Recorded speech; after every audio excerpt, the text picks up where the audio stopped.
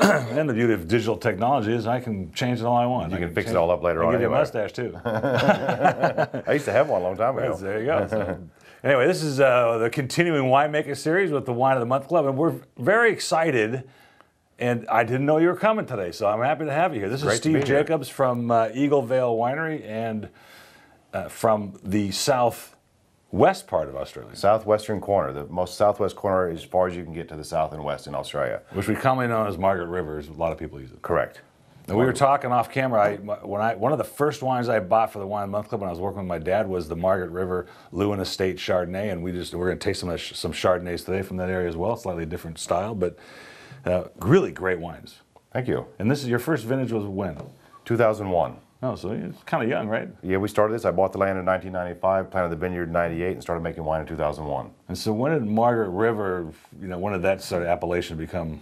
Mid-60s. Started happening in the mid-60s. Really? First major vineyard was planted in the mid-60s, and it really started growing largely in the 90s. And the wines of Australia generally are from the 1800s, right? Where it's a pretty old industry. Well, Swan Valley near Perth was the first vineyards planted, and then the Hunter Valley was planted, and then we got more interesting parts of Australia after that. Right, interesting. Yeah. It's great wines, and we just, in fact, I have an email special going out today for a Shiraz from the Hunter Valley.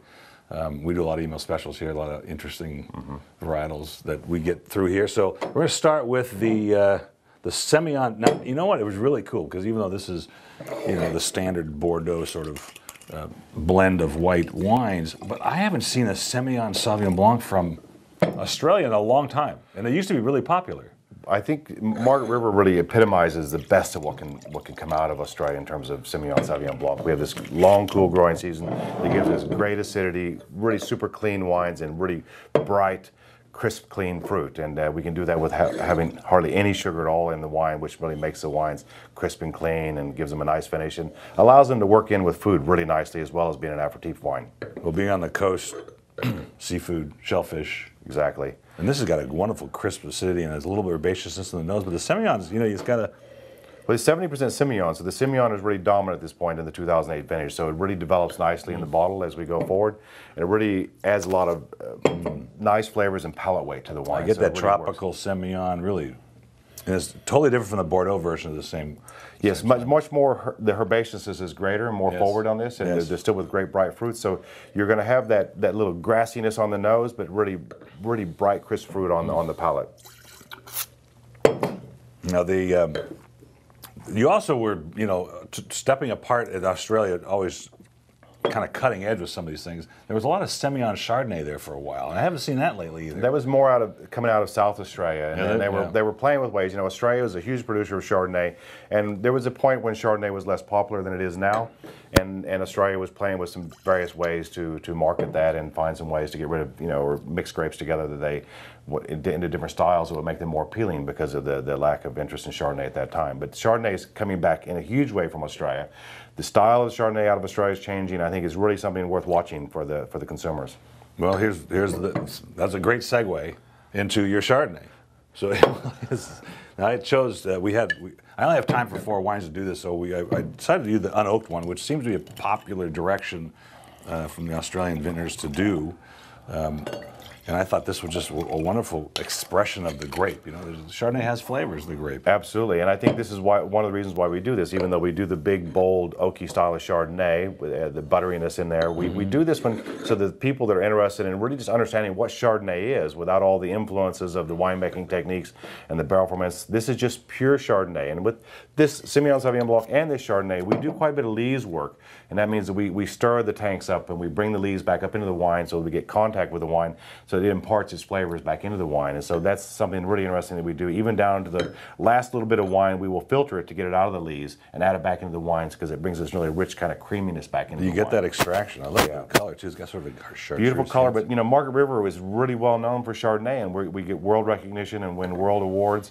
There was a Margaret River Chardonnay won Best Chardonnay of the World last year. Wow, I didn't know that. Which one? It was Eagle Vale, right? It's not Eagle Vale, unfortunately, man, so I can't mention it on camera. But, okay, fine. But a very nice lady that makes that wine, and very well known in Margaret River, and pursuing great things for the region. So I can't say bad things at all. But this is also crisp and clean, but the characters on the palate are just that Chardonnay flavor, nothing else. I get a little green apple. I get some citrus in there. Really quite spectacular. And I like this new sort of direction. It's not new, but you're starting to see more of it. You know, the unoaked Chardonnays. Well, these are great aperitif wines, and these are wines that they're just fantastic to sit around on a warm afternoon and drink the wine and then nibble on a bit of food and then while away the afternoon. So that's an invitation. That's an invitation. Okay. Yeah. So, and if you're in Margaret River, you know, yeah, then we got some great oysters, some great shellfish. You just invited 57,000 Facebook fans. Let's hope they get out there quick. I'll be there next week, so show up quickly, and you can come to the cellar door. We'll taste everything. This is the Shiraz, which I found very lovely, but interesting because you were talking about some processes that I hadn't heard about before, and not seeing a lot of oak. This wine needs some oxygenation that you were talking about. Right. Well, we make this wine in stainless steel, and we're using great fruit from old vines. It's coming really low yield, just like we would be used in a much more expensive reserve wine. And what we're doing with that is we're fermenting in stainless steel closed fermenters, and then we press it and transfer it into stainless steel holding tanks, where we let it go through malolactic fermentation, and we expose it to oak through oak staves, big planks of oak inside the tank. And then once the malolactic fermentation has finished, that's softening those malic acids into lactic acids to really make the wine smooth and soft for you. What we do then is we start bleeding some oxygen at very low rates in there. And what that does, it develops the tannins, you know, where the color comes from in the wine. That can be quite harsh and almost like give a furriness to your mouth when the wine's young. So by adding that oxygen, it helps to soften those tannins and prepare that wine to be drunk and develop it. So we do that for about 4 or 5 months, put it in the bottle, and it sits in there for about six or eight months in the bottle, and then we can start to release this wine, and so it's enjoyable. So this is a more fresh, vibrant style of Shiraz. It's not the big jammy, high alcohol style of Shiraz. It's more elegant, and it has a lot more food friendliness to it as well. It's great because I enjoy the jammy version as well, but I like the leanness of this wine, and you didn't take all the acid out of it by doing that. You just gave it some acid to work with the fruit because there's a ton of fruit. Great acidity, you know, makes it work well with food, keeps the palate clean. Yeah.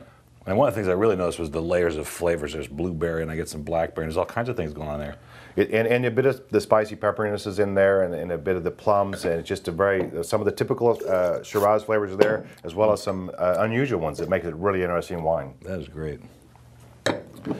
And screw caps are kind of popular in Australia. I know that we still get a little bit of resistance here, and I had one customer cancel my club not too long ago because she just insists that a screw cap wine is not an expensive wine or wine of value. So, you know, I can't convince some of the old school people about that, but I see, you know, half the wines that you bottled seem to be in screw caps. Well, from 2005 on, we only use screw caps. Oh, so we had a lot of problems with corks in the early days, and we also found that at times like this wine and some of our Shirazes, we were bottling for several years screw cap and cork to compare the result, and the main difference was the screw cap wines were a little bit fresher.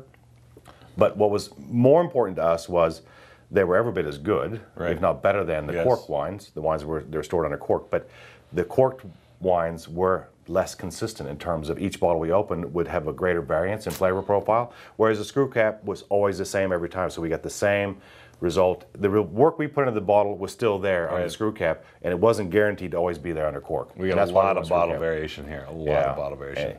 Well, I can tell you a story. I was at an Italian winemaker's dinner some years ago, and it was rosé wine, and I'm not a huge fan of rosé, but this wine I walked in, I said, okay, glass of rosé. I had the rosé, and it was just average.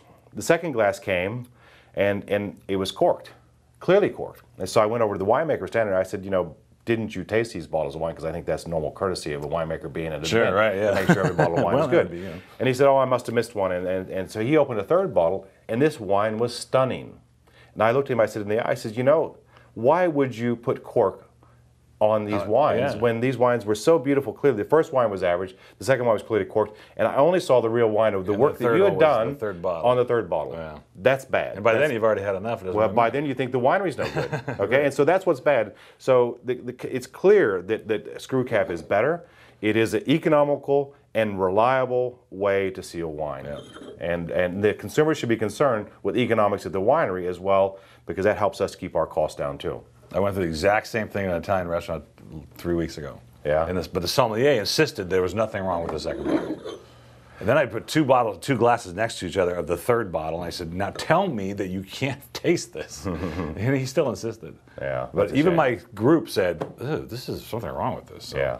Now this cab from the Margaret River, now I've had a few over the years, and this just seems like the quintessential Cabernet from that district? Well, you know, Margaret River, we have the same climate virtually as Bordeaux does. Cabernet does fantastic. We have these beautiful, deep, gravelly loams, decomposing granite, which is a great structure for soil, for nutrient uptake for the vines, and we have a thick layer of clay underneath that holds water, that we get a lot of rain in the winter, and then the tap roots suck that up, and that brings some minerality from that clay, but we also get that natural water. We can dry grow these grapes so that they're forming naturally and developing naturally. Gorgeous. But we're also, this is more of a Bordeaux blend, in that we do put a bit of Merlot, Cabernet Franc, and Petit Verdot in there. All this comes off of my vineyard right on the edge of the Indian Ocean. So it's about a mile off the Indian Ocean, and these vines here, the big swell coming in, and the surfers falling on the beach, you know, when they mess up. So it's a really beautiful place.